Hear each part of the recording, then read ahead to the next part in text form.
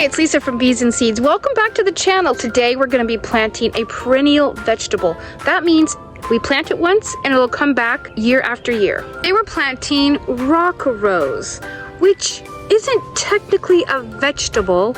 It's more used like a herb in teas, but it has some great medicinal properties. I see these growing wild around here. This will be perfect for the school garden because it likes a sandy soil. Here I have a heavy clay soil, so it'll be a nice addition to the perennial garden that I have going on there. If you're interested in perennial edibles, I got this from Perma Gardens, and I will leave a link to them down below. This was sent to me by mistake, and I offered to send it back, and they said no, go ahead and keep it or share it with somebody. So I'm keeping it, and I will be sharing the plants with other people. And they're the place I originally got my tree collards from. They're growing great, and I'm really appreciative. And I had good correspondence with the company. So check them out if you're interested in perennial vegetables. Okay, let's see how many seeds are in here.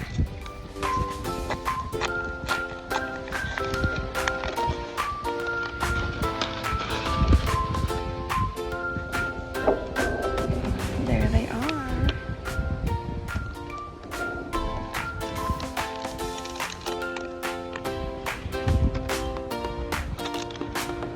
Looks like there's 4.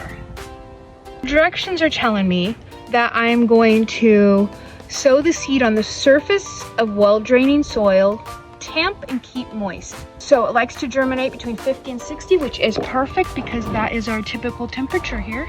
So let's open these up. We have to crack open the seed pods to get the seeds out.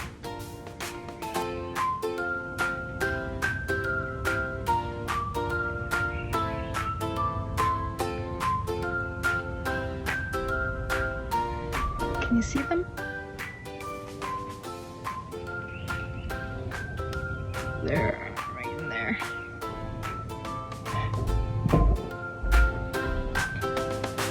And then I'm just gonna sprinkle these on top, push them in.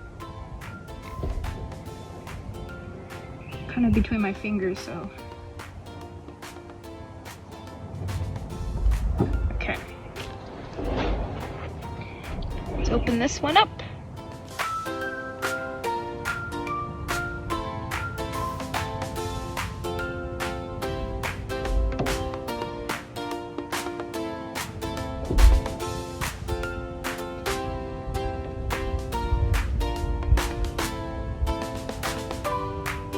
Any big clods of soil. Get rid of that. Let's open this one up.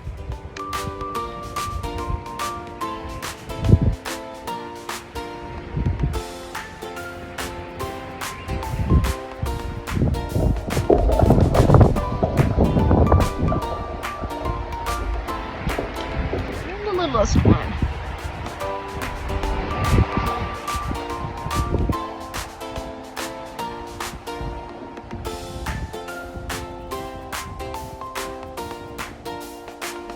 Whoopsie. A couple more in there. Okay, now tamping just means pushing them into the dirt. Oops, let's get this guy out. Piece of bark.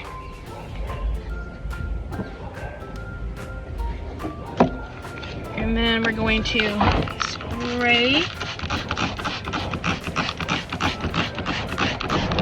Label. Place this in this outdoor tray. Use this to transport these indoors, where I will put them on my grow rack so that I can make sure they have the right temperature that they need since it's the middle of July. I'm gonna take that tray and put it on the grow racks in my bedroom so it's more temperature controlled. If I were going to leave that outside, I would definitely put it somewhere in the shade. The sun coming down through that plastic dome would just fry anything as it comes up. Even in the cool weather I live in, it gets really warm under there. The plastic dome is the trick for germination, in my opinion, especially the smaller seed it is, the more important that cover is. Keeps it moist, the plants don't dry out, and I get a really great germination rate. If you do not have a plastic dome like that, you can use saran wrap. if you have like a round pot, I don't know if you've seen microwave covers. They're these plastic things you put over your plate to keep your food from splattering all over the microwave. That works also quite well.